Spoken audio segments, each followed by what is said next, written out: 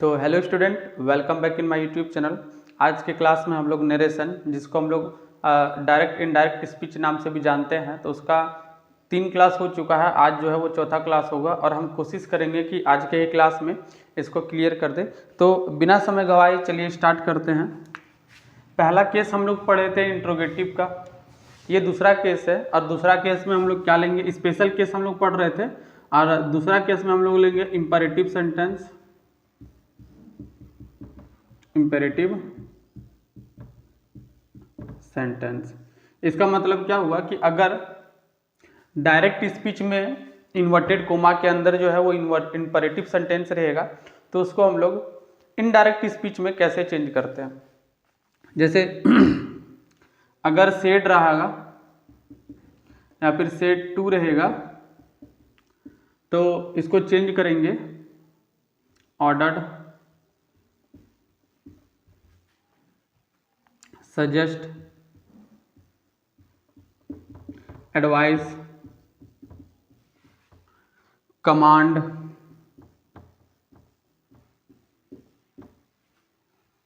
Request,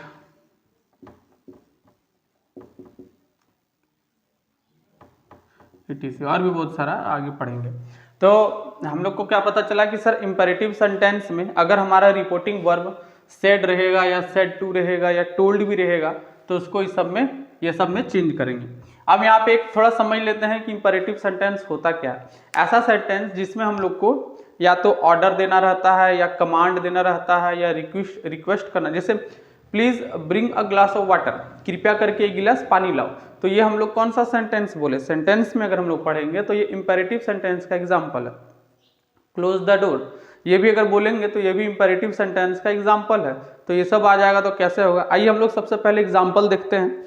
question क्या है, example है he said to me, comma inverted comma, bring a glass of water, inverted comma close. ये देखिए हमको पता चल गया सर इन्वर्टेड कोमा के अंदर इंपेरेटिव सेंटेंस है, तो इसको कुछ इस तरह बनाएंगे। अब कैसे बनाएंगे समझिए। यहाँ पे सबसे पहले सब्जेक्ट ही है तो ही को ही लिखेंगे।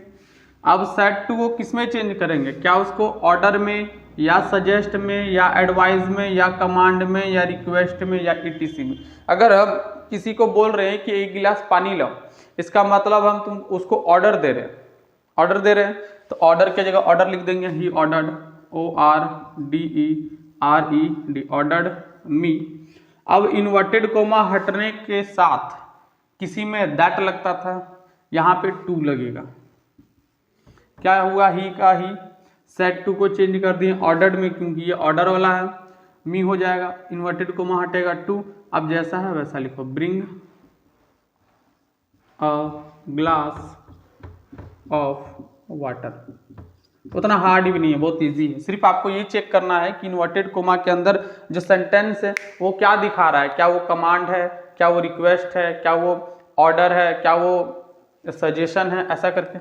आइए और एक एग्जांपल लेते हैं।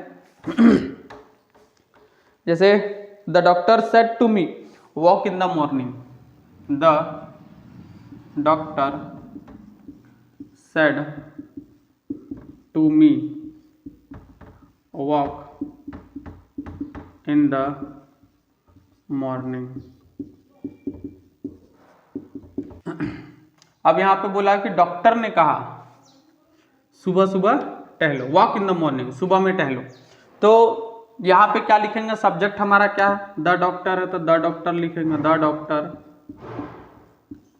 अब सेड टू को किस में चेंज करेंगे, तो डॉक्टर जब भी देता है वो हमें एडवाइस देता है। क्या देता है, एडवाइस देता है, तो यहाँ पे हो जाएगा एडवाइस्ड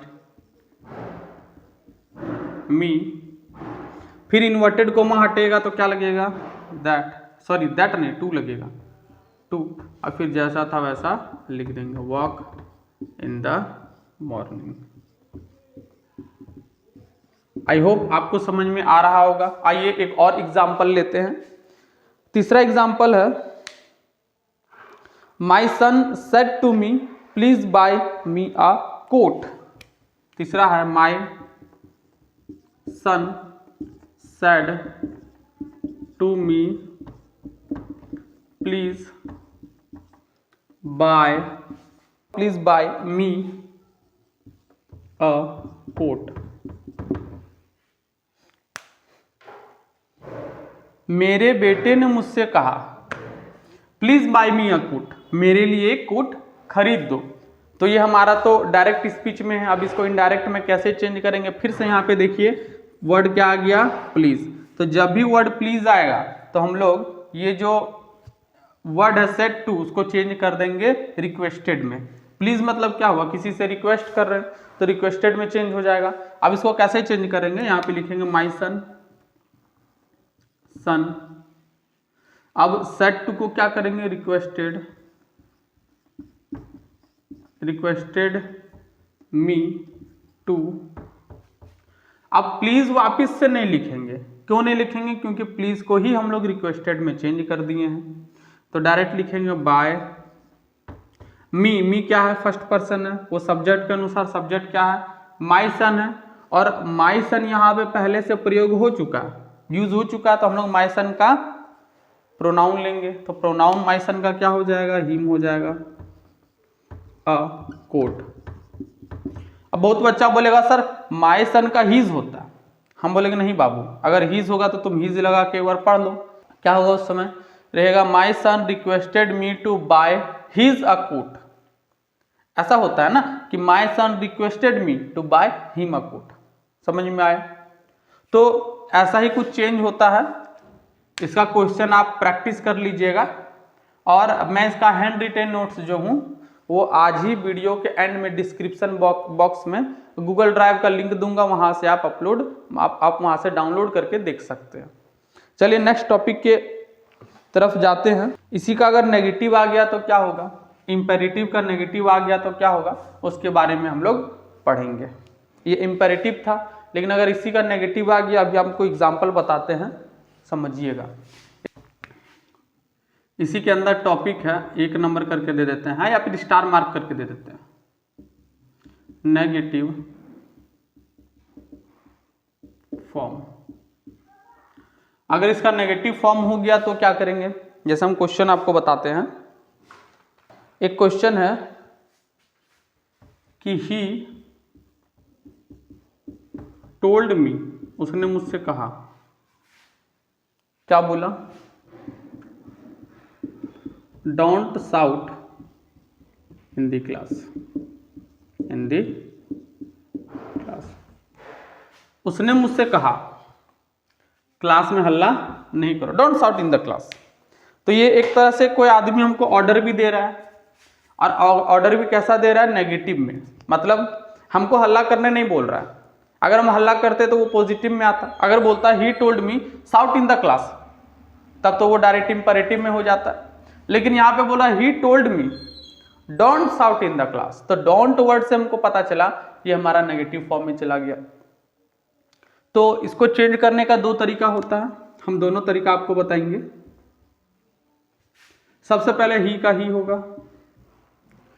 अब यहां पे ऑर्डर दिया जा रहा है, लेकिन क्योंकि यहां पे नेगेटिव है तो इसमें आस्क का प्रयोग होगा, ASKED, आस्क्ड। तो यहां पे टोल्ड मी को चेंज कर देंगे आस्क्ड मी। फिर डोंट है तो डोंट को नॉट टू में चेंज कर देंगे, और फिर शाउट इन द क्लास।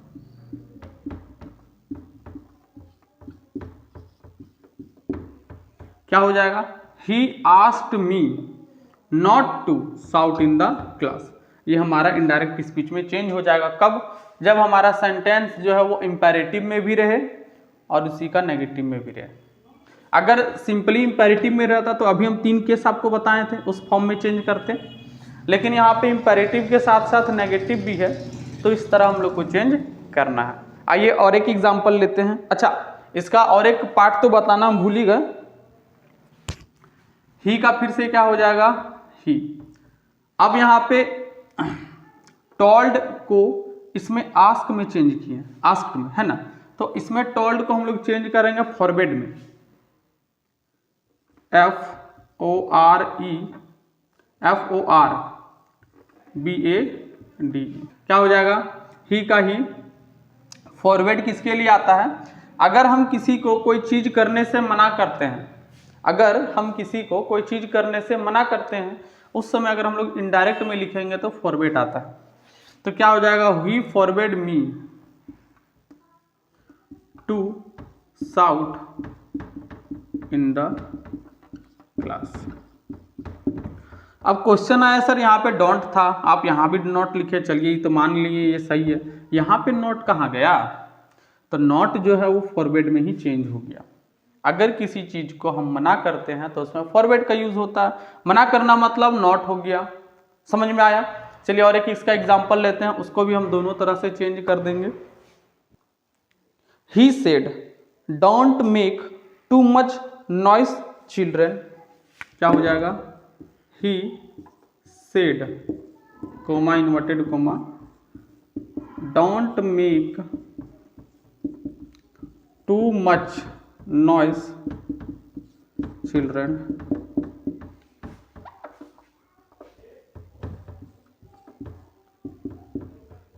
तो यहां पे हमारा सेंटेंस क्या है? He said don't make too much noise in the children. Noise children मतलब उसने कहा बच्चों ज्यादा हल्ला नहीं करो।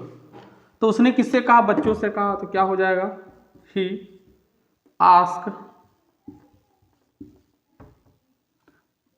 चिल्ड्रन। देखिए यहाँ पे चिल्ड्रन यहाँ लिखना रहना चाहिए, लेकिन यहाँ पे लिखा हुआ है। तो उसने कहा, किससे कहा? चिल्ड्रन से कहा। तो ऑब्जेक्ट क्या है? चिल्ड्रन है, तो चिल्ड्रन में लगा देंगे। तो ही आस्क्ड चिल्ड्रन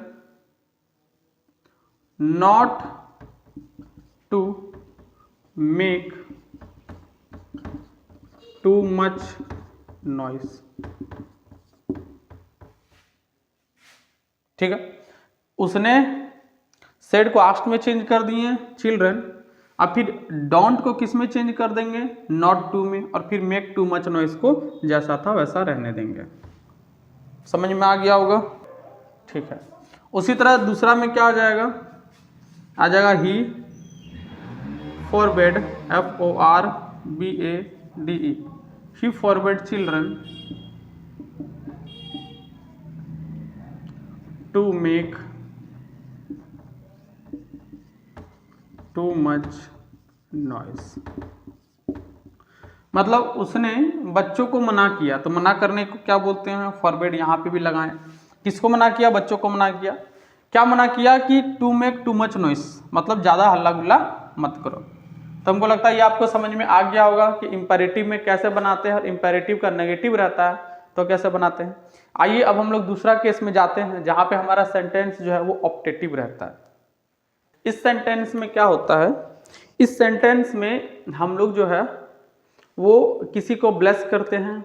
ब्लेस मतलब किसी को आशीर्वाद देते हैं, या भगवान से विश करते हैं, या फिर किसी भी चीज़ का विश करते हैं। तो अगर हम लोग किसी सेंटेंस में विश कर रहे हैं, किसी को आशीर्वाद दे रहे हैं, किसी से प्रे कर रहे हैं, भगवान जी से प्रे कर रहे हैं, तो ये सब जो एग्जाम्पल होता है वो ऑप्टेटिव सेंटेंस का ही एग्जाम्पल होता है। तो इसमें हम लोग क्या करते हैं?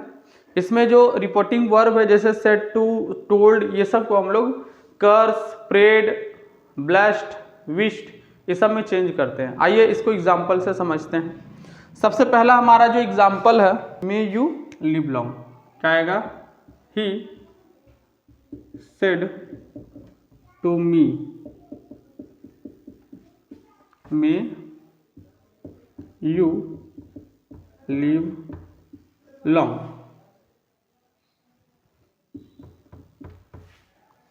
तो यहां पे आप देख सकते हैं, यहां पे देख सकते हैं, वो उसने मुझसे कहा तुम लंबी उम्र जियो। तो उसने मुझसे कहे, वह मुझसे कहेगा कि वह मुझसे मुझको आशीर्वाद देगा, ब्लेस्ड करेगा, है ना। उसने मुझे आशीर्वाद दिया कि मैं लंबा उम्र जीऊं। तो इसमें क्या हो जाएगा? ही का ही हो जाएगा। सेड टू को ब्लेस्ड में चेंज कर देंगे, मी हो जाएगा। अब फिर से इन्वर्टेड कोमा हटेगा तो दैट लगेगा। अब यहाँ पे मे यू लिव लॉन्ग, ये हमारा ऑप्टेटिव सेंटेंस है। तो इसको कैसे चेंज करते हैं, यहाँ पे सबसे पहले मे को छोड़ दीजिए, यहाँ पे आइए यू हमारा क्या है, सेकंड पर्सन है, वो ऑब्जेक्ट के अनुसार चेंज होता है। ऑब्जेक्ट क्या है, मी, तो मी का आई हो जाएगा, और मे को फिर माइट में चेंज कर देंगे। पढ़े हैं चेंज इन टेंस में मे को किस में चेंज किया जाता है, माइट में, और फिर लिव का लिव हो जाएगा और लॉन्ग का लॉन्ग हो जाएगा। मतलब he blessed me that I might live long. चलिए दूसरा एग्जांपल लेते हैं। My father said to me, comma inverted comma, may you get success, may you get success, SUCCESS।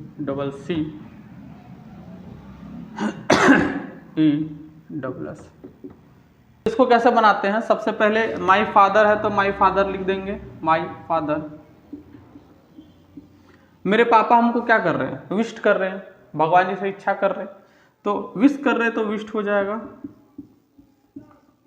Me inverted coma हटेगा तो दैट। फिर से आया यू, सेकंड पर्सन ऑब्जेक्ट के अनुसार ऑब्जेक्ट क्या है, आई। मे को किस में चेंज कर देंगे, माइट में, गेट का गेट और success. My father said me, my father wished me that I might get success.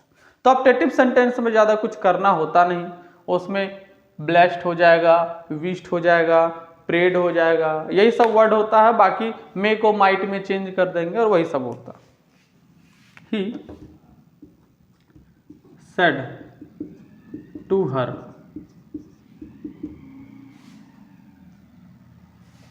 May you die, may you die. यहां पे थोड़ा देखिए, यहां पे क्या लिखा हुआ है कि ही सेड टू हर, उसने उससे कहा, क्या कहा, मे यू डाई, तुम मर जाओ, ऐसा बोला।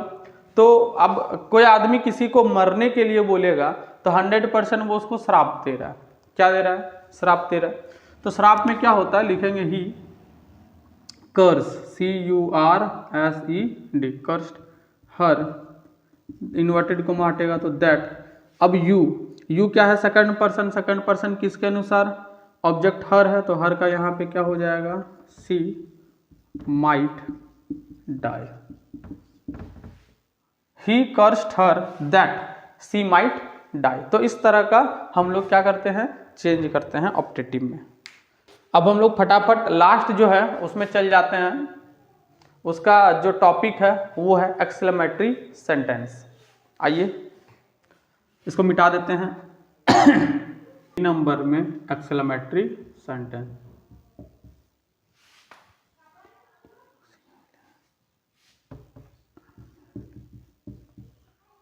एक्सक्लेमेटरी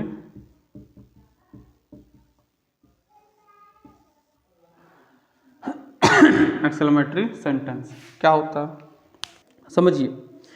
एक्सक्लेमेटरी सेंटेंस क्या होता है, उस सेंटेंस को बोलते हैं जिसमें हम लोग या किसी को हम लोग खुशी व्यक्तित करते हैं, मतलब खुशी दिखाते हैं, दुख दिखाते हैं, घृणा दिखाते हैं, गुस्सा दिखाते हैं। तो ये सब सेंटेंस से पता चलता है कि ये कौन सा सेंटेंस है, एक्सक्लेमेटरी सेंटेंस है। तो इसमें रिपोर्टिंग वर्ब को कैसे चेंज किया जाता है, हम आपको एक बार पढ़ के सुना देते हैं, आप समझिएगा। लिखा हुआ है कि अगर हर्ष रहेगा, खुशी रहेगा, उल्लास रहेगा, मतलब खुशी का माहौल रहेगा, तो उसमें जब हम लोग चेंज करेंगे तो इनडायरेक्ट स्पीच में हम लोग एक्सक्लेम्ड विथ जॉय लिखते हैं। क्या लिखते हैं, एक्सक्लेम्ड विथ जॉय, आप कॉपी में लिख लीजिएगा। उसी तरह दूसरा है दुख या शोक दिखाना है, तो उसमें आता है एक्सक्लेम्ड विथ सोरो। दुख के लिए क्या होता है, सोरो, खुशी के लिए क्या होता है, जॉय। तीसरा जो आएगा वो आश्चर्य होता है, आश्चर्य मतलब भौचक्का हो गया, तो उसमें आता है एक्सक्लेम्ड विथ सरप्राइज। अभी एग्जांपल देंगे, समझ में ऑटोमेटिक आ जाएगा, आप बस सुन लीजिए, ऑल दो नोट्स में तो लिखा हुआ रहेगा। अगर रहेगा क्रोध के लिए, तो क्रोध के लिए होता है एक्सक्लेम्ड विथ एंगर। पांचवा होता है घृणा के लिए, तो घृणा के लिए होता है एक्सक्लेम्ड विथ कंटेम्प्ट। CONTEMPT। अगर हम लोगों को प्रशंसा करना है तो क्या हो जाएगा, exclaimed with apologise, exclaimed with apologise. Last जो है वो पश्चाताप या अफसोस के लिए है, उसके लिए होता है एक्सक्लेम्ड विथ रिग्रेट। समझ में आ गया होगा। आइए हम इसको एग्जाम्पल से समझते हैं। Sad, coma inverted coma, alas I am ruined, RUINED। इसका मतलब क्या हुआ उसने कहा, क्या कहा, उफ मैं तो बर्बाद हो गया। आई एम ruined, ruined मतलब होता है बर्बाद होना, मैं बर्बाद हो गया। तो वो कोई खुशी से तो नहीं बोल रहा होगा, गुस्सा से भी नहीं बोल रहा होगा। अलास का मतलब ही होता है दुख दिखाना। तो क्या हो जाएगा, ही का ही हो जाएगा। सेड टू को किस में चेंज कर देंगे,